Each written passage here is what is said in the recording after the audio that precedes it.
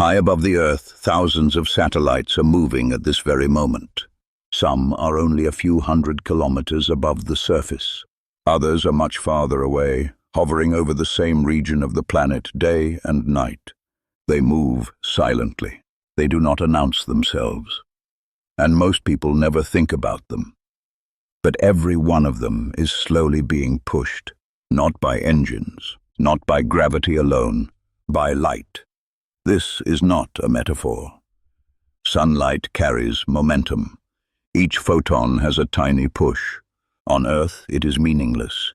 In space, over months and years, it adds up.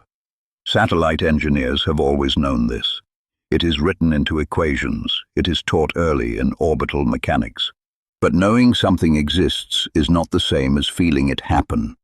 In the late 2000s and early 2010s, multiple Earth observation and weather satellites, operated by agencies like NASA, NOAA, and the European Space Agency, began exhibiting the same quiet behavior. They were drifting, not failing, not tumbling, just moving slightly off their assigned paths. For satellites in low Earth orbit, this meant altitude changes. For satellites in geostationary orbit, it meant something more serious. A geostationary satellite is supposed to appear motionless in the sky, fixed over one longitude. Television broadcasts, weather data, navigation timing. Many systems depend on this stability. But some satellites began to wander east and west. At first, by fractions of a degree, so small that automated systems filtered it out as noise. Then engineers noticed patterns.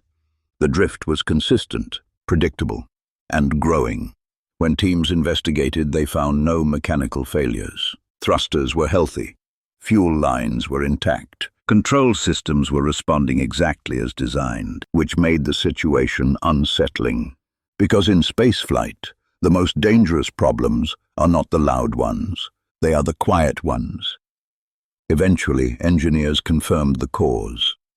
Solar radiation pressure. Sunlight was pushing more strongly on one side of the satellite than the other, due to tiny asymmetries in surface area.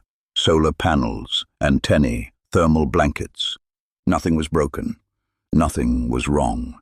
The satellite was simply obeying physics. Correcting the drift was possible, but it came at a cost. Every satellite carries finite station-keeping fuel.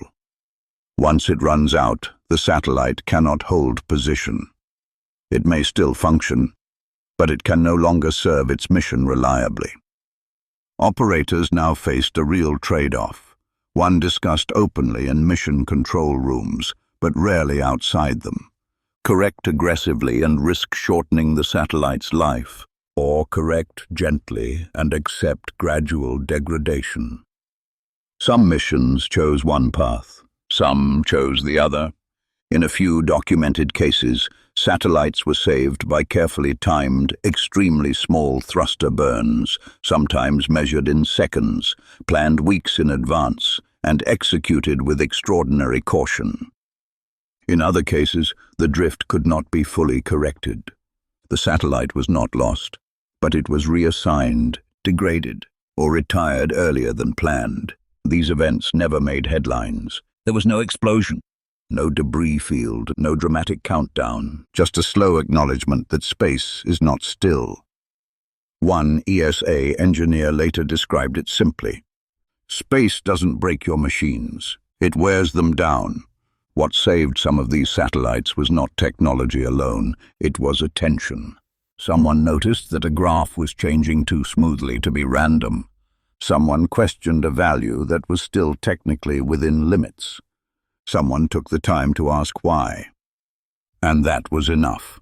Today, satellite designers account for solar pressure more carefully. Surfaces are modeled in extreme detail. Fuel margins are adjusted. Control algorithms are smarter. But the lesson remains. In orbit, small forces win. And systems that seem permanent are often only stable because someone is watching closely. The satellite that drifted too far was not a failure. It was a reminder that even in the most precise systems humans have ever built, Patience matters more than power, and sometimes the difference between success and loss is not a dramatic rescue, but a quiet correction made in time.